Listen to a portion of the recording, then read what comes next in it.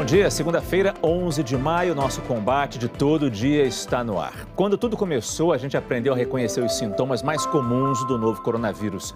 Eram febre e falta de ar. Passaram-se algumas semanas e a gente descobriu que febre pode não ocorrer sempre, a falta de ar pode ficar disfarçada, apareceram a perda de olfato, diarreia, os sintomas vão se revelando. O que se confirmou mesmo foi a crise na saúde, a falta de leitos, hospitais cheios e, em muitos locais, fila de espera por uma UTI. Por isso, tantas cidades já vivem no isolamento total e obrigatório, o chamado lockdown, inclusive com cobrança de multa para quem desrespeitar. A gente fala ainda do impacto da Covid na saúde mental. Não seria diferente, aumentaram os casos de depressão e ansiedade durante a pandemia. Se você tem dúvidas, pode escrever para a gente pelas redes sociais usando a hashtag PerguntaCorona. Tudo junto, Pergunta Corona. Quem responde sua pergunta hoje são João Prats, infectologista, e Daniel Barros, psiquiatra. As muitas cidades do Brasil que decretaram lockdown esperam deixar as pessoas em casa. E as regras para isso são duras. Olha o caso do Pará. Desde quinta-feira, 10 cidades estão em confinamento obrigatório. Até sábado, quem circulava recebia apenas uma orientação para voltar para casa. Agora começou a cobrança de multas. A Priscila Castro, de Belém, tem informações sobre essa medida. Priscila, bom dia para você. Olá, Márcio. Bom dia a você e bom dia a todos. De quinta até sábado, o lockdown valeu em caráter educativo. Mas desde ontem, os órgãos de segurança pública começaram a aplicar multa para quem sair de casa e não comprovar a necessidade. A Secretaria de Segurança Pública e Defesa Social do Pará informou que até às 5 horas da tarde deste domingo foram realizadas 60 autuações, sendo 54 multas para pessoas físicas e 6 para estabelecimentos comerciais que não se enquadravam como serviço essencial, mas estavam funcionando. Belém foi o município que mais teve autuações. Foram 37 ocorrências no total. No fim de semana, o Pará manteve 54% de isolamento social, mesmo em lockdown, um percentual abaixo da meta estipulada pelas autoridades de saúde, que é de 70%. Hoje, no primeiro dia útil do decreto, as ruas da capital estão com movimentação menor de pessoas. Essa medida toda ela foi adotada pelo governo para reduzir o número de casos de Covid-19 aqui no Pará e diante dessa baixa taxa de isolamento social, que estava em torno de 50%. De acordo com o último boletim da Secretaria de Saúde, o número de casos do novo coronavírus aqui no Pará já chega a 7.348. As mortes, infelizmente, chegam a 672, Márcio. Uma situação muito difícil em Belém e no Pará de forma geral. Priscila, muito obrigado pela sua participação aqui no nosso combate. Bom dia para você, querida. Em Niterói, região metropolitana do Rio, quem estiver na rua sem justificativa também vai ser multado. Na cidade, a adesão ao isolamento está em torno de 56% e a prefeitura quer aumentar essa taxa também para 70%. A multa de R$ 180 vale de hoje até sexta-feira, mas esse período pode ser prorrogado. Só pode sair de casa quem trabalha em serviço essencial, como farmácias, mercados, padarias, pet shops e postos de combustível. Também está liberado para sair quem precisar ir ao médico, à farmácia ou comprar alimentos. Quem mora em outra cidade, mas trabalha em serviço essencial, terá de mostrar um documento comprovando a função para entrar em Niterói. A cidade já confirmou 756 casos e 43 mortes por Covid-19. A gente começa a conversa com os nossos médicos aqui, doutor João, Daniel, desculpe, esqueci. Bom dia a vocês, muito obrigado pela presença aqui no nosso programa. A questão, doutor João, é que a gente faz o lockdown agora, um isolamento mais sério agora, mas para ver o resultado daqui a 15 dias. É isso que as pessoas muitas vezes não conseguem entender. É difícil que a gente está dizendo apertar as medidas, né? Acentuar o lockdown para deixar as pessoas mais restritas. E as pessoas não estão vendo o resultado no dia seguinte. É exatamente isso. Isso acontece por duas razões. Em geral, o primeiro ponto é o período de incubação da doença. Ele varia de 3 dias a 14 dias, com uma média ali de 5, 6 dias. Então, se a pessoa se expuser hoje, vai demorar uns 6 dias, mais ou menos, para ela ficar doente.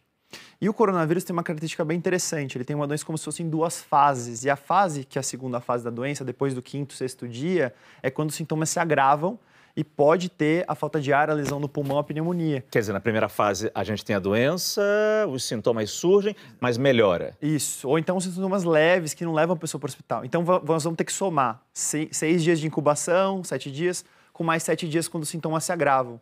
Então, o resultado da quarentena, ele vai aparecer em 2 semanas. Então, uma pessoa que não se expuser hoje, a gente só vai ver que ela não se expôs e não está infectada daqui uns 15 dias, mais ou menos.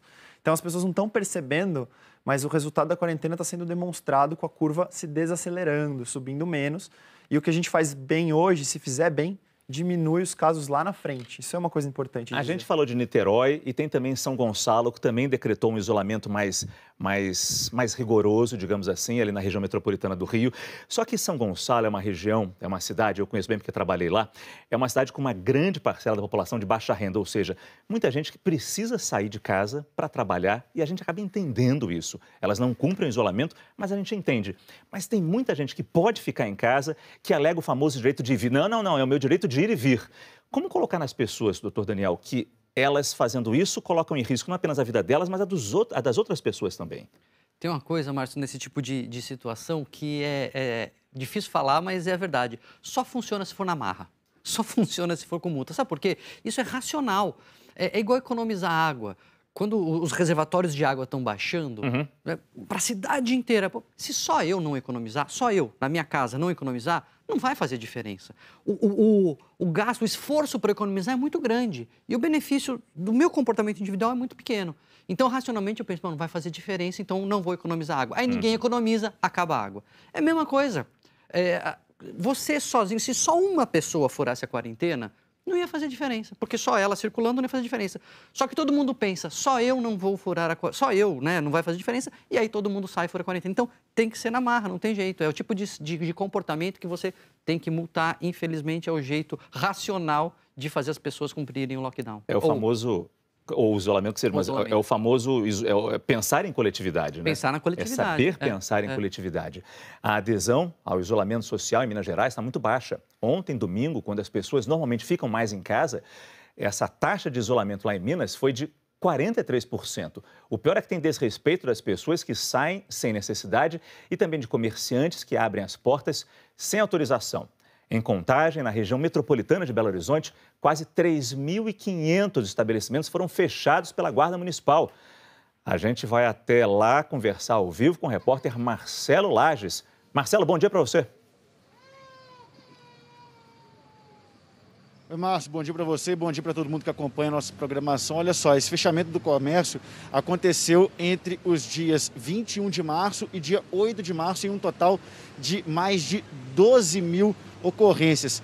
Além dos estabelecimentos fechados, também foram registradas 84 multas e 5 pessoas acabaram presas. Você falava agora há pouco sobre essa baixa taxa de isolamento social aqui em Minas Gerais, abaixo dos 50%. É preciso, então, até mesmo fiscalização aqui em Contagem. A gente está em uma das principais avenidas da cidade, a Avenida João César de Oliveira.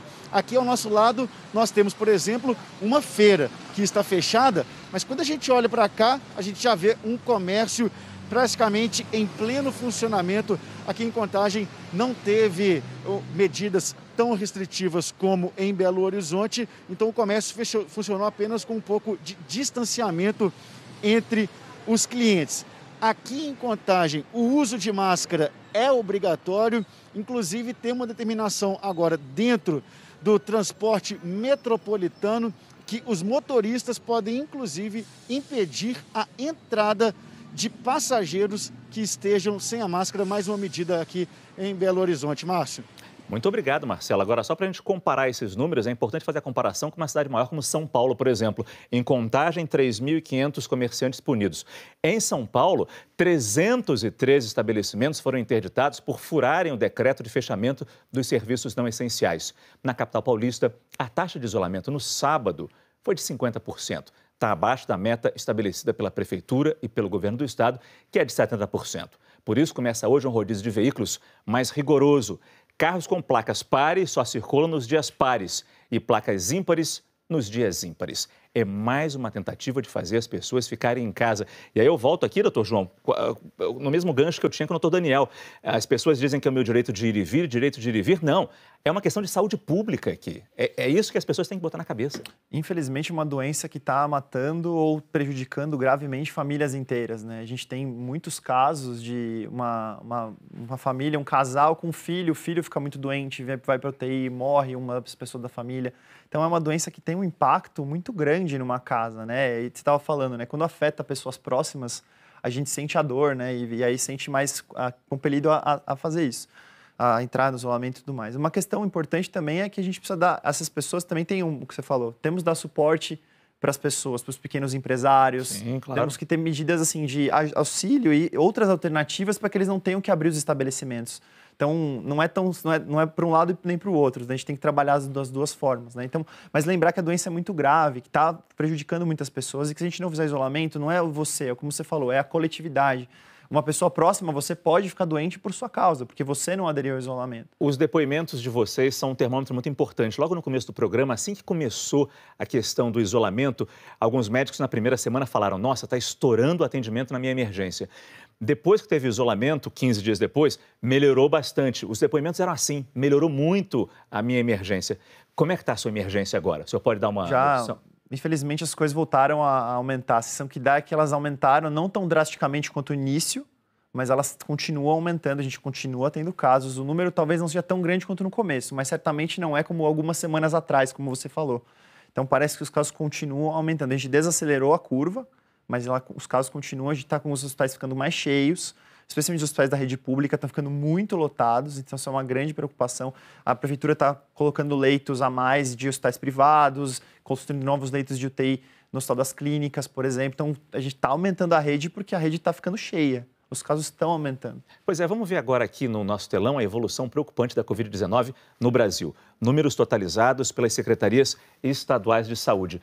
Começamos com o número de mortos, casos de óbitos. A primeira morte registrada no dia 17 de março, e eu sempre gosto de mostrar isso aqui nesse mapa. A gente percebe os pulos que a gente vê registrados. Nós tivemos a casa das 200 mortes por dia, passamos para as 400, passamos para as 600 na semana passada e no final da semana passada a gente começou a ter 700. Perceba lá, 751, 730 e ontem, domingo, tivemos 496 mortes, uma queda de 32,1%. São 496 registros de mortes e que sempre caem aos finais de semana, sempre caem aos sábados e domingos. Eu sempre falo isso também, a gente não tem que comemorar, infelizmente não temos que comemorar essa queda aqui, porque é uma queda artificial. Segunda, terça e quarta vai havendo uma compensação dessas mortes que não foram registradas no fim de semana e infelizmente o que a gente pode imaginar é que esse número vai chegar à casa dos 700 ou até ultrapassar. Mas isso é o que a gente não espera que aconteça, que a gente possa ver, aí sim, uma queda nesses gráficos de mortes por Covid-19 aqui no Brasil. A Covid-19 é uma... perdão, agora temos os números totalizados pelas secretarias estaduais de saúde, já é pular isso.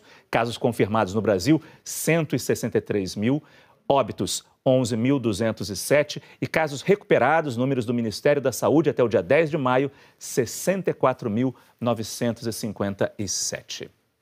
Agora sim, a Covid-19 é uma doença que pode provocar falta de ar, uma sensação descrita pelas vítimas como um afogamento fora d'água. Muitos pacientes em estado grave precisam de ventilação artificial, o famoso respirador.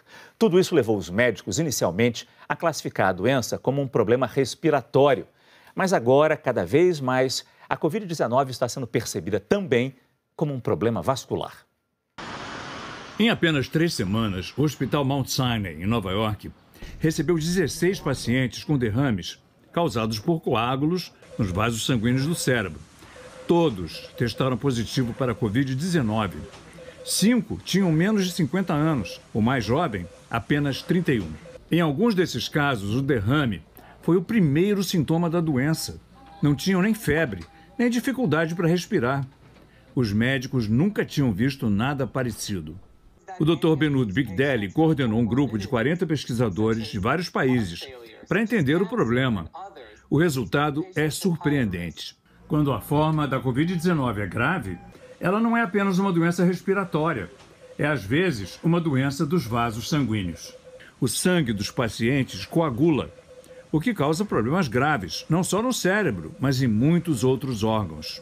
These blood clots can happen in the veins of the extremities.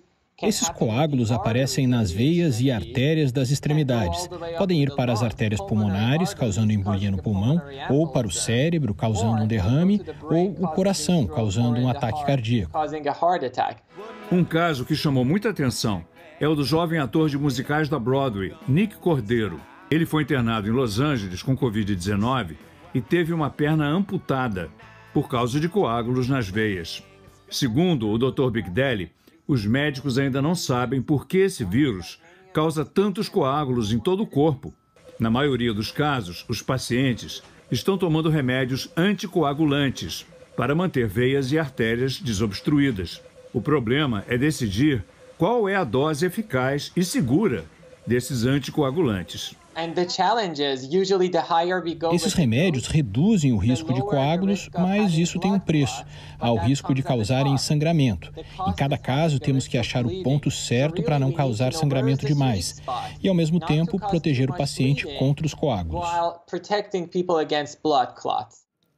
A gente recebeu na semana passada aqui no nosso programa a doutora Eunara Negri, ela que percebeu, foi uma das primeiras a perceber aqui no Brasil essa questão da coagulação, e ela dizia que foi porque ela percebeu um pé meio que inchando, ficando roxo, e falou, isso é coagulação, vamos dar um anticoagulante aí. Mas ela frisou bem, é preciso tomar cuidado, fazer isso no hospital. Como reforçar essa ideia, doutor João? Assim, é muito importante entender que os vasos sanguíneos são importantes sim na doença, tanto com coágulos ou não, mas os vasos sanguíneos são importantes, inclusive é um dos mecanismos que faz a pessoa ter falta de ar e não perceber, é uma regulação dos vasos sanguíneos do pulmão, isso é uma coisa bem importante. E aí, tratamentos direcionados para esses mecanismos são essenciais, mas, de novo, que sejam estudados com muito critério, não pode ser a minha opinião, os meus 10 casos, o que importa é eu demonstrar isso cientificamente, com boas comparações, com rigor, com ética, inclusive de documentar efeitos adversos que as medicações novas podem ter, para dar mais segurança para as pessoas. Então, o ideal é que se vai fazer um tratamento experimental, que faça parte de um estudo clínico. É o momento que você vai ter mais segurança, vai ser mais vigiado, vai ser com mais cuidado e mais segurança para a saúde da pessoa que está fazendo o tratamento, né? E, além disso, dados científicos relevantes, não vai ser uma opinião, vai ser uma comparação científica. E se o estudo for negativo, se mostrar que a droga não funciona, também é bom, porque daí nós podemos direcionar os esforços para outras opções. Então é importante entender isso, tem que ser estudado da melhor maneira possível, da maneira mais científica possível. Mais do que nunca, é uma doença ardilosa mesmo. Os sintomas podem ser os mais variados possíveis, pega vários órgãos diferentes do corpo, rins, coração, cérebro, intestino. Agora essa questão do coágulo que atinge o pulmão, a doutora Eunara explicou isso muito bem. O pulmão infla, você acha que está respirando bem, mas não está oxigenando. Quer dizer, que doença é essa, doutor Daniel? Pois é, e ela traz muita insegurança. Esse que é o negócio, né? É uma doença nova. Isso que a gente precisa entender. É uma doença que não existia. Surgiu uma doença nova. A maioria das doenças a gente já conhece, vai estudando ao longo do tempo. Essa é muito nova. Então, a gente está aprendendo. E é como o João falou, alguém fala, tem um remédio sendo estudado. As pessoas, pela ansiedade, querem sair usando, né? Sua preocupação. Calma, vamos lá, a gente tem que tentar, mas a medicina também se equivocou muito já, né? Já deu tratamentos que não eram eficazes, tinha que, sei lá, lamber sapo no passado. Então vamos testar as coisas antes de sair fazendo. Que isso seja apenas uma figura de linguagem. Ninguém lambia sapo no passado, lambia? Lambia, não, já fizeram mais do que você imagina. É uma loucura. A gente sempre destaca aqui no Combate histórias de quem superou a Covid-19, de quem superou essa doença tão difícil que apresenta tantos sintomas, que pode apresentar tanto mal. Imagina passar 54 dias no hospital, 50 deles na UTI. Uma tremenda luta que terminou com vitória. Você vai ver as imagens. A médica Angelita Gama teve alta ontem. Os colegas de profissão fizeram questão de aplaudir a saída dela do Hospital Oswaldo Cruz, em São Paulo. Doutora Angelita é pioneira na cirurgia médica brasileira, professora titular de cirurgia na Faculdade de Medicina da USP, onde ela mesma estudou. Está na universidade desde 1952. Agora, algo mais para se orgulhar. A vitória contra o novo coronavírus. Parabéns, dona Angelita. Feliz vida para a senhora daqui para frente. Vamos ali para o telão responder as primeiras perguntas que chegaram pelo Pergunta corona. Vamos aqui na Gabriele. Eu tenho intolerância à lactose e também um problema no estômago. Sou do grupo de risco? De forma geral, não. Não é uma doenças digestivas, só as doenças inflamatórias que você toma, algum imunossupressor, alguma coisa que são classicamente associadas. Márcio, só uma coisa, a gente tem que lembrar, não é o grupo de risco por causa disso. Exatamente. De repente ela esqueceu de comentar que é obesa e diabética, né? Ela está perguntando, por causa dessas duas coisas não. Exatamente. E grupo de risco para pegar a forma de doença mais grave, mas todos podem pegar a doença. Vou fazer uma parte que isso é importante, Márcio, porque as pessoas têm que saber que elas são vulneráveis. Todo mundo é vulnerável. Se a gente acha que a gente é invulnerável, a gente não se protege. Todo mundo pode pegar e pode ficar grave.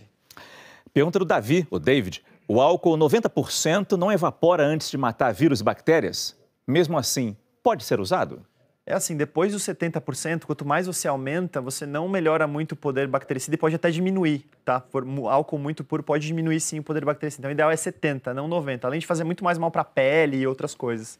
A pergunta da Andressa, doutor João, o que acontece no organismo de uma pessoa assintomática? Existe algum prejuízo? Muitas vezes você só vai desenvolver os anticorpos, melhorar e tudo bem. Tá? Se você não teve sintoma nenhum, você não vai ter uma forma grave da doença. Tá? A pergunta da Vanessa. Estou em tratamento contra depressão e ansiedade há 9 anos. Faço uso de 4 medicamentos controlados. Faço parte do grupo de risco? Não. Tem que continuar tomando esses remédios. Aliás, mais do que nunca é importante cuidar da saúde mental. A Anne pergunta, tive tuberculose anos atrás, tratei e curei. Sou grupo de risco? Olha, uma boa parte das pessoas que tiveram tuberculose ficam com alguma sequela no pulmão. Se você ficou com o pulmão normal, fez os exames todos e está tudo normal, não. Mas se você tiver alguma sequela no pulmão, aí sim, tá? A pergunta da Andréia, não sei se vocês vão conseguir responder. Como diferenciar a febre da Covid-19 da febre da dengue? A dengue é até 5 dias de febre, depois a febre some e a doença fica grave quando você está sem febre. No Covid, no começo pode nem ter febre, e aí quando a febre aparece e aumenta de quantidade de dias, de temperatura, aí fica mais grave a doença. Então, meio que o oposto, assim. A dengue é mais grave no começo, né? Tem muita febre no começo e fica grave sem febre. No Covid não tem febre, quando a febre vem, os sintomas pioram e a pessoa fica doente de verdade. Então, é um pouquinho diferente aí. Bom alerta, prestar atenção nisso. A gente faz um rápido intervalo comercial e já volta com as suas perguntas no nosso combate. Até já.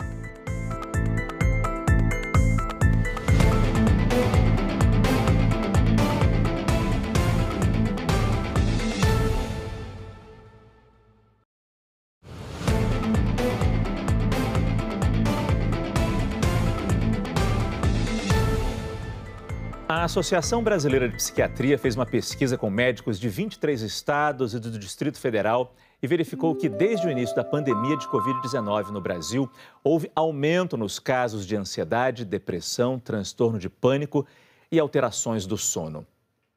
Quase metade dos entrevistados disse que percebeu aumento nos atendimentos. 67% disseram que receberam pacientes novos, gente que nunca tinha apresentado sintomas psiquiátricos. Quase 70% relataram retorno de pacientes que já tinham recebido alta médica, mas que voltaram a apresentar sintomas. E quase 90% destacaram o agravamento de quadros psiquiátricos desde o início da pandemia. A pesquisa da Associação Brasileira de Psiquiatria foi feita com os médicos associados. Já os pesquisadores do Instituto de Psicologia da UERJ, a Universidade do Estado do Rio de Janeiro, entrevistaram mais de 1.400 pessoas de 23 estados do país em 2 momentos diferentes da quarentena, de 20 a 25 de março e de 15 a 20 de abril. Na primeira etapa das entrevistas, 4% das pessoas disseram estar em depressão, 7% sofrendo estresse agudo e quase 9% crises agudas de ansiedade. Pouco menos de um mês depois, todos os índices subiram, está vendo na tela? Os casos de depressão foram para 8%, crescimento de 80%. Casos de estresse subiram para quase 10% e crises agudas de ansiedade para perto de 15%.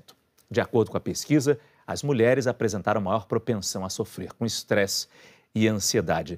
Doutor Daniel, o que pesa mais para explicar esses aumentos tão marcantes aí? É o medo da doença? É o isolamento social? O que está pesando mais?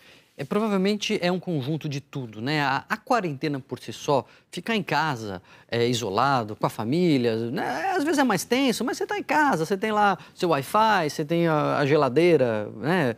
Com comida e tal. Isso por si só não é adoecedor, mas tem essa tensão, tem o medo da doença, tem o medo da economia. A gente não está só em casa, tem todo esse contexto e toda essa ansiedade, todo esse estresse, ele sobe para todo mundo. E aí, quem estava saudável fica tenso, quem já estava tenso ou já tinha sintoma pode reagravar e, às vezes, alguém que já estava de alta, como a pessoa tem essa vulnerabilidade, ela pode adoecer de novo, ela pode voltar a precisar de remédio. Pois é, a pesquisa mostrou muito bem isso. Gente que nunca tinha tido problemas de saúde mental procurando ajuda. E quem já tinha tido alta, voltando para o médico. A pergunta é, o que é mais grave aí? Quem nunca teve problema e foi pela primeira vez, ou quem já tinha se recuperado, estava curado, digamos assim, voltar para o médico?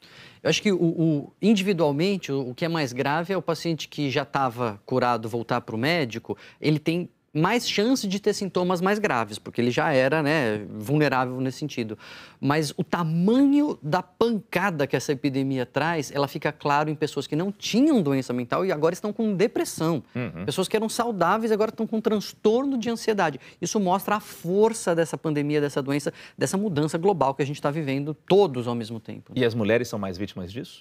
As mulheres, em geral, elas têm transtornos mentais mais leves, né, depressão, ansiedade, elas tendem a ter um pouco mais do que os homens. Os mais graves, às vezes, acontecem mais nos homens, né? Esquizofrenia, por exemplo. Então, as mulheres têm uma vulnerabilidade a mais e talvez estejam mais sobrecarregadas também nessa quarentena, né? Doutor João, quer completar? Uma coisa curiosa dessa pesquisa também é que as pessoas de populações de risco ou que tinham um familiar de população de risco tiveram mais sintomas ansiosos e mais depressão. Então, ter alguém em casa que está sob risco ou estar sob risco aumenta ainda mais a chance de você estar mais ansioso, mais estressado, mais deprimido. Então, aumenta a preocupação, também, né? Claro. Nos Estados Unidos, maio é o mês da saúde mental. Pouco mais de 3 meses depois do início da epidemia de Covid-19 por lá, o problema do estresse e da ansiedade vem chamando a atenção das autoridades. Uma pesquisa recente mostrou que 50% dos americanos se dizem psicologicamente abalados pela pandemia. O príncipe Harry, agora morando na Califórnia com a mulher Meghan Markle e o filho de 1 ano, participou de um bate-papo com pais de outras crianças pequenas sobre as pressões enfrentadas por famílias isoladas. A atriz Emma Stone também tem feito lives na pandemia, voltadas principalmente para adolescentes. Ela dá dicas para o controle da ansiedade, como dançar, meditar e escrever sobre tudo o que incomoda. As celebridades se mobilizam enquanto as autoridades americanas de saúde se veem diante de um desafio paralelo ao tratamento dos infectados pelo novo coronavírus: garantir o acesso a apoio psiquiátrico para milhões que sofrem com depressão, consumo excessivo de álcool e drogas e tendências suicidas. Uma rede de atendimento a pessoas em busca de suporte psicológico registrou um aumento de 1000% na procura. E um serviço de terapia online viu uma alta de 65% nas consultas, crescimento que acompanhou o ritmo do avanço da epidemia. O medo da própria Covid-19 e de dificuldades econômicas é um traço comum. Mas quem manteve a rotina também está sob pressão, especialmente os trabalhadores da linha de frente. O estresse teria levado 2 profissionais de saúde de Nova York ao suicídio recentemente. Os especialistas alertam para o fato de o governo americano não estar dedicando ao problema atenção ou verbas em volume suficiente. Bom, aqui no Brasil, o Ministério da Saúde está fazendo uma pesquisa online sobre o impacto da pandemia na saúde mental do brasileiro.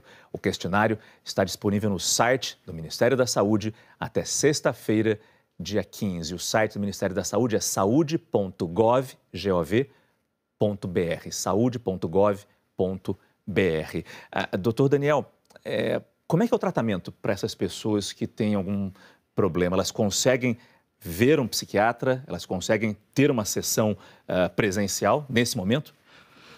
Eu acho que uma das grandes vantagens aí que uma iniciativa que foi tomada pelos Conselhos Federais, pelo Ministério da Saúde, foi liberar a telemedicina, a telepsiquiatria e etc. Então, muitos consultórios, embora não sejam pronto-socorro, não é uma emergência, eles estão abertos porque é essencial. Quer dizer, diante desses números, como é que a gente vai falar que a saúde mental não é essencial? Então, os psiquiatras estão atendendo, os psicólogos estão atendendo, mas também tem a possibilidade desse atendimento à distância, em telepsiquiatria, em telemedicina, em telepsicologia, para dar esse suporte, porque é fundamental. Né? A gente sabe, a gente vê os números de crescimento, falar de álcool, de depressão, de ansiedade, todo mundo está mais tenso, todo mundo está mais estressado e isso leva as pessoas ao risco de adoecimento e precisam de ajuda, claro, nesse momento. Agora, a pergunta vai parecer provocadora, mas não é.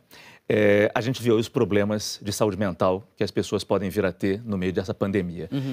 Mas a gente sabe que tem gente que não apenas não se abala, como está pouco se lixando, como não obedece a um pedido de isolamento, como não usa máscara, se recusa a usar máscara e descumpre as regras de forma geral, mostrando um total desapreço pela saúde pública, pela própria saúde e pela saúde do outro. Isso, de alguma forma, pode ser caracterizado psiquiatricamente? Ou eu estou sendo provocador aqui demais? Essa é uma pergunta que sempre surge, né? Será que a maldade é uma doença mental? Será que essa falta de empatia é uma doença mental? Muito raramente, né? Tem gente que é doente e tem gente que é má. Então, a gente precisa diferenciar. A maioria das pessoas que são más, elas não estão doentes. Existem alguns transtornos que podem levar a isso, mas é uma minoria. É indiferença, falta de empatia, é uma questão de caráter, não é uma questão de diagnóstico psiquiátrico, na maioria das vezes. E que, infelizmente, atinge a todos, né, doutor João? É uma grande preocupação quando as pessoas veem... Às vezes tem pessoas que são exemplos ou líderes, né, que têm atitudes como essa e aí espalham essa coisa de não se preocupar ou de teorias de conspiração ou sei lá o quê. É real o problema, tem muitos casos, as pessoas estão sofrendo, as pessoas estão morrendo. Acho que é importante deixar claro que tem casos graves sim, que nós estamos numa epidemia e que a gente tem que fazer o melhor que a gente puder, todos nós, para a gente sair dessa situação o mais rápido possível. E o senhor falou de casos graves, voltando ao tema de saúde mental, casos graves também na saúde mental. Mas tem muita gente que está com medo de ir a um psiquiatra, tem medo de ir a um hospital, tem medo de pedir ajuda. O senhor se preocupa que daqui a alguns meses, quando tudo isso acabar, ou pelo menos diminuir, a gente vai ter uma avalanche de casos chegando nos consultórios, gente que parou o tratamento. O quão preocupante é isso? Isso sem dúvida, isso é a crise dentro da crise, né? Ou a crise pós-crise, porque, de fato, tem a questão de pessoas que pararam o tratamento, pessoas que estão em luto complicado, pessoas que perderam familiares que não puderam se despedir, pessoas que perderam negócios, pessoas que tiveram falências. Então, a onda da saúde mental, ela vai vir com força também, ela é um desafio, mas, Márcia, essa é a maior mensagem que a gente pode deixar de prevenção ao suicídio. Vai passar. Vai passar. Quando a gente tem a convicção que isso vai passar, a gente aguenta mais um pouco. Então, a gente precisa insistir que vai passar. Importante mensagem, doutor Daniel Barros. A gente sabe que existem os grupos de risco para a Covid, gente que pode desenvolver a doença com mais gravidade. Mas na enxurrada de notícias sobre coronavírus que circula pelas redes sociais, algumas dão conta de que os políticos não morrem da doença. Mas a Clara Velasco, do Fato ou Fake do G1, nos mostra que não é bem assim, né, Clara? Bom dia para você. Bom dia, Márcio. Exatamente, Márcio. Mais uma dessas mensagens que minimizam, tentam minimizar o que acontece com a pandemia do coronavírus.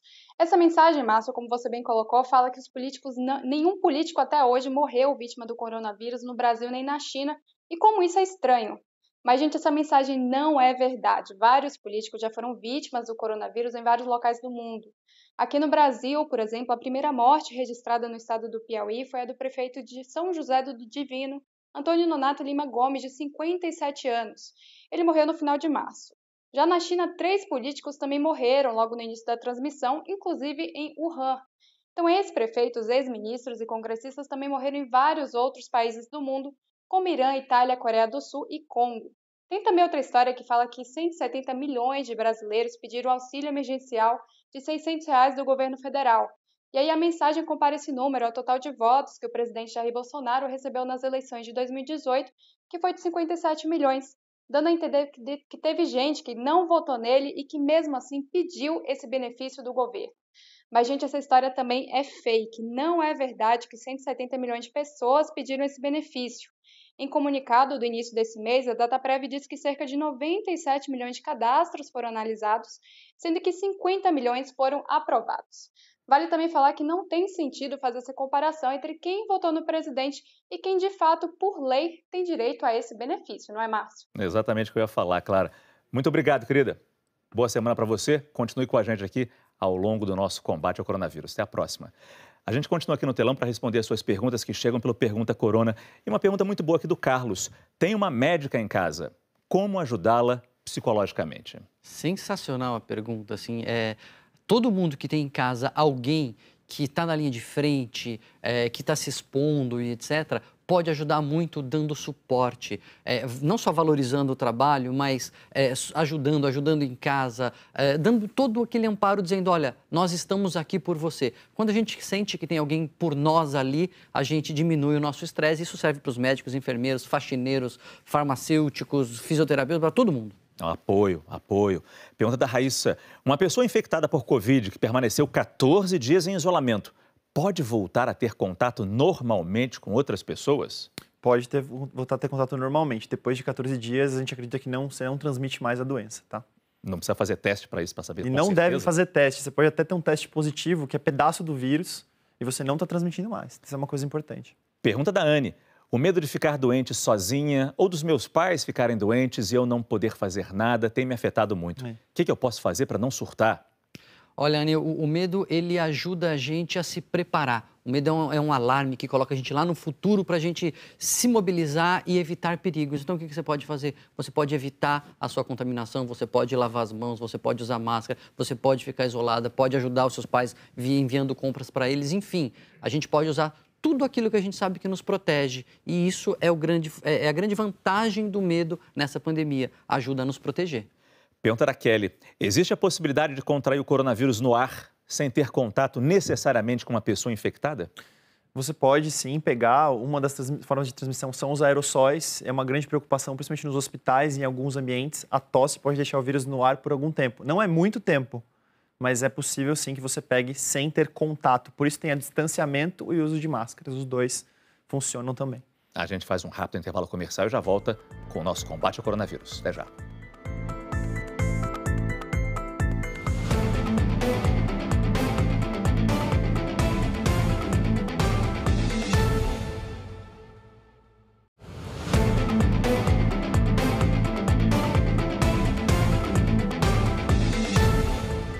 Agora 10 horas e 34 minutos, estamos de volta com o nosso combate. A partir de hoje, quem for pego circulando sem máscara em Brasília vai pagar multa, e multa cara. O repórter Fabiano Andrade tem as informações para a gente ao vivo. Bom dia, Fabiano. Bom dia para você também, Márcio. Bom dia para todo mundo que está ligado no combate ao coronavírus. Multa pesada, salgada de R$2.000 para quem não utilizar máscaras em áreas públicas aqui do Distrito Federal e também no transporte. Essa obrigatoriedade começou no último dia 30, a gente mostrou aqui no combate ao coronavírus. A fiscalização começaria na semana seguinte ao dia 30, mas acabou sendo prorrogada para hoje, para que desse tempo de o governo do Distrito Federal fazer campanhas educativas. O governo, hoje de manhã, servidores públicos do governo do Distrito Federal estavam distribuindo máscaras em 20 terminais e 10 estações do metrô. Isso, a gente não tem notícia ainda de que alguém aqui no Distrito Federal tenha recebido essa multa cara de R$2.000, porque a campanha educativa, de toda forma, continua e também essa campanha de distribuição de máscaras. O governo aqui tinha uma meta de distribuir 50 mil máscaras por dia. Essa meta só não foi atingida por causa da falta de disponibilidade desse material. E uma coisa interessante também é que os motoristas do transporte público estão autorizados, por uma lei aqui do Distrito Federal, a recusar o embarque de passageiros que estejam sem máscaras. Podem, inclusive, chamar o auxílio da polícia. E uma dúvida que surgiu, não só aqui no Distrito Federal, mas em outras cidades também, a respeito do uso de máscara dentro do carro. Se a pessoa seria ou não multada se estivesse dentro do próprio carro sem máscara. A resposta do governo foi que dentro do carro é legislação de trânsito e que por isso o governo do Distrito Federal não pode legislar sobre isso. Portanto, dentro de carros particulares, se a pessoa estiver sem máscara, ela não vai ser multada. A multa haverá sim, existirá para o caso de táxis e transporte por aplicativo se os motoristas não estiverem usando máscara e não disponibilizarem álcool gel também para os passageiros. Multa salgada, R$2.000, Márcio. Boa explicação, Fabiano. Muito obrigado. É isso mesmo. Usar máscara é uma forma de reduzir o contágio pelo novo coronavírus. Você se protege, protege os outros. É legal de usar? Não é. Incomoda muito, mas é necessário. Então, como é que fica? Então, fica aqui o convite para deixar mais leve esse novo hábito. Você tem dado uma forçada assim na expressão? Um pouco. Você observa que a gente fica até meio franzidinho aqui, de tanto a gente tentar sorrir, falar, e tá meio difícil. Para poder se expressar, a gente está cada vez mais usando o olhar. Isso porque uma das formas mais importantes da nossa expressão está tampada, né? O nosso sorriso, a nossa boca está sendo protegida, claro, importantíssimo, em época de pandemia. Essa empresa especializada em comunicação visual viu nas máscaras divertidas um jeito de lucrar e levar mais alegria para o povo também. Surgiu com a gente querendo fazer para a gente e minha filha já falou, vamos fazer para vender também. Eu uso essas máscaras, meus amigos veem, caramba, que massa, aí eles dão mais ideias. Toda hora, todo dia está chegando ideia nova. São várias estampas de todos os tipos, mais de 40 modelos, uma forma de divertir, mas principalmente de fazer a gente se proteger do jeito mais leve possível. O sorriso está sempre no rosto, né? Tá tapado, mas o sorriso está sempre estampado. Está sendo lançada hoje uma ferramenta que permite acompanhar os casos de Covid-19 em favelas do Rio de Janeiro.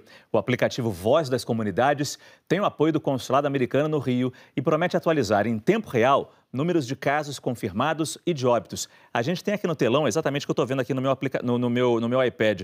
Você percebe aqui as notícias. Se a gente correr um pouco para o lado aqui, ó, tem a atualização dos casos. E aí vai aparecer os números mais recentes nas comunidades, é bem específico mesmo. E a gente também tem uma parte que mostra as comunidades especificamente. Eu clicar numa aqui, ali você tem um caso no Complexo Alemão, 2 casos na Rocinha, 2 em Manguinhos, 3 no Jacaré, casos recuperados, tem os óbitos também. Muito importante, o Jornal Voz das Comunidades existe desde 2005 e agora chega o aplicativo para levar mais informação e informação checada para uma equipe de mais de 30 pessoas para atualizar as mortes e casos confirmados e recuperados em comunidades do Rio de Janeiro. Hora agora do noticiário internacional. A Rússia ultrapassou a Itália e o Reino Unido e já é o 3º país com o maior número de infecções no mundo. São mais de 221 mil casos confirmados. Por lá, a velocidade do avanço da epidemia está na casa dos 11 mil casos por dia. E em diversos lugares do planeta, fica claro que as aglomerações são um cenário ideal para o vírus se propagar. Na Coreia do Sul foram registrados 35 novos casos de Covid-19. É o maior número em mais de um mês. 29 desses casos estão ligados a um bairro boêmio da capital, Seul. A suspeita é que tudo tenha começado com um rapaz que testou positivo e, mesmo assim, frequentou bares e as baladas da região. As autoridades conseguiram rastrear e testar cerca de 2.500 pessoas que estiveram no bairro no começo de maio e ainda quer fazer outros 3.000 testes. Enquanto isso, a China vive o temor de uma segunda onda da epidemia. Isso porque na cidade de Wuhan, que teve os primeiros casos da doença, 5 pessoas receberam diagnóstico de Covid-19. Todas moram no mesmo complexo habitacional. As atenções das autoridades se voltam também para a província de Jilin, que registra novos casos. A região faz fronteira com a Rússia e a Coreia do Norte. Nos Estados Unidos, os idosos que viviam em asilos representam 1/3 dos quase 80 mil mortos na epidemia. Para reduzir esse número, o estado de Nova York vai fazer testes pelo menos 2 vezes por semana nos funcionários das instituições. O governador Andrew Cuomo também decidiu que pacientes não poderão ser transferidos de hospitais para abrigos sem que tenham testado negativo. E a projeção do número de mortes no país, feita pela Universidade de Washington, voltou a subir, à medida que dezenas de estados afrouxam as medidas de isolamento. A previsão agora é de que 137 mil pessoas morram até agosto de Covid-19. 10 horas e 41 minutos, vamos chegar aqui no nosso telão para fazer outras perguntas que chegaram pelo Pergunta Corona. Vamos fazer da Ellen aqui. Os sintomas começam a surgir um dia após a contaminação? Não é tão rápido assim. Ellen, não. O período de incubação da doença, como eu falei, vai de 3 até 14 dias. Em geral, uma média de 5, 6 dias para você começar a ter o primeiro sintoma. A pergunta da Daisy, a pergunta é difícil essa. O vírus vindo de outros países é mais violento do que aquele que está se espalhando por aqui? Daisy, não tem nenhum estudo ainda que mostrou que alguma mutação de algum vírus especificamente tenha uma mudança na parte clínica, uma mutação que mude o que acontece. Então, a princípio, não tem uma diferença de gravidade nos vírus até o momento, claramente. A pergunta do Charles agora, como fazer para que os filhos pequenos não desenvolvam problemas psicológicos com tanta informação sobre dor, sobre morte? Charles, é importante que eles não tenham tanta informação sobre dor e sobre morte. As crianças, elas têm um aparato mental diferente do nosso para lidar com tudo isso. Então, a gente precisa, sim, protegê-las da sobrecarga de informação tão negativa assim. Pergunta da Roberta. Sou técnica de enfermagem e trabalho na emergência. Uso EPIs, equipamentos de proteção individual, mas tenho medo na hora de tomar banho. Tem alguma forma correta de lavar o rosto e os cabelos? Roberta, tenta não se preocupar demais. Chega na sua casa, tira a roupa que você veio do serviço, já põe para lavar ou põe na máquina para lavar. E quando entrar no banho, a primeira coisa que você vai fazer quando chegar em casa é lavar a mão, na verdade. Então você já está tranquila, pode tomar banho normal, sem grandes preocupações. Não se preocupe com isso, tá? A pergunta da Roberta demonstra um pouco a preocupação que os profissionais de saúde estão vivendo, né? Exato, não, e é essa incerteza. Quem é esse vírus? Como é que ele funciona? Então isso traz muita ansiedade e ela revela isso no comportamento na pergunta. Né? A gente viu o questionamento lá de Brasília, do Fabiano, sobre a questão de usar máscaras no carro. A pergunta do Luiz. Só para a gente responder a pergunta e não ter dúvida. Preciso usar máscara quando estiver dentro do meu carro? Mesmo se estiver sozinho? A princípio não tem nenhuma multa para isso, mas você estando sozinho dentro do carro não é uma preocupação usar a máscara, mas lembra de levar, porque você pode esquecer, aí quando desce do carro tá sem máscara, você vai ter problemas para se locomover e para outras pessoas. Dr. João Prats, Dr. Daniel Barros, muito obrigado pela participação de vocês hoje. Respondemos muitas perguntas no nosso combate. Nosso programa fica por aqui, você pode rever todo ele lá no Globoplay. Agora você assiste ao Encontro com Fátima Bernardes. O combate ao coronavírus volta amanhã às 9h50 e eu conto com você. Até lá.